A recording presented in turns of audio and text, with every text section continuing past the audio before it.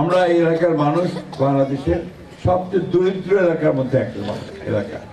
এখানে বড় কলকারখানা নাই, এখানে আপনার মানুষ ব্যবসা বাণিজ্য করে খুব বেশি টাকা আয় করতে পারে না।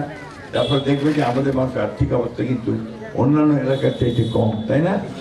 নীলফামারীও আগে গেছে অনেক, কেন? ওখানে এই ভিজিট হয়েছে আর ওখানে কলকারখানা অনেক তৈরি হচ্ছে আশেপাশে।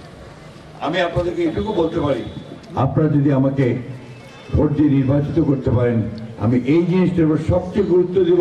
ইনশাআল্লাহ এই ভিডিও যেখানে হবে ইনশাআল্লাহ আমরা কলকারখানা তৈরি করবো এলাকা। প্রিয় ভাই ও বোনেরা, আপনারা জানেন যে আমাদের দল থেকে আপনার এই যে ফ্যামিলি কার্ড একটা দেওয়া হবে। আমাদের চেয়ারম্যান তারেক রহমান সাহেব বলেছেন যে ফ্যামিলি কার্ড দিলে আমরা মহিলার হাতে শক্তিশালী করতে পারবো। এই কার্ডটা যাবে শুধু মহিলার কাছে, যিনি এটা দিয়ে ন্যায্য মূল্যে চাল, ডাল, তেল, লবণ কিনতে পারবেন, বাচ্চাটাকে নিয়ে হাসপাতালে যেতে পারবেন অসুখ হলে এবং সুবিধা পাবেন, আর বাচ্চাটাকে স্কুলে ভর্তি করবার একটা সুবিধা পাবেন। এই কাজগুলো মহিলারা একটা সুবিধা আলাদা করে পাবেন।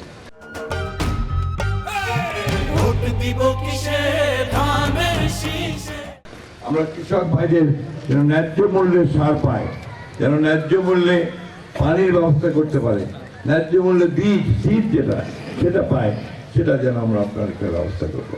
আমরা কৃষিতে এমন কাজ করতে চাই যে এইবার খুব আলু লাগাইছে মানুষ, ঠিক না? ভাবছে যে গতবার আলুর দাম উঠে গেছিল, ভাবছে এইবার আলুর দাম উঠবে। কিন্তু আমি আপনাদেরকে বলতেছি ফোরকাস্ট বলে একটা কথা আছে, আলু বেশি লাগালে মানে কি সাপ্লাই বেশি হবে, আর সাপ্লাই যদি বেশি হয় ডিমান্ড কমবে, অর্থাৎ ওখানে দামটা কমে যাবে।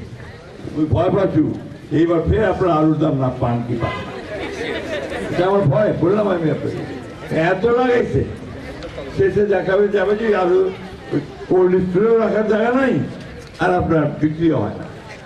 এটা আমি কৃষক ভাইদেরকে অনুরোধ করবো, কৃষি ডিপার্টমেন্টের অফিসার থেকে অনুরোধ করবো যে আপনারা কৃষক ভাইদেরকে একটু পরামর্শ দিন।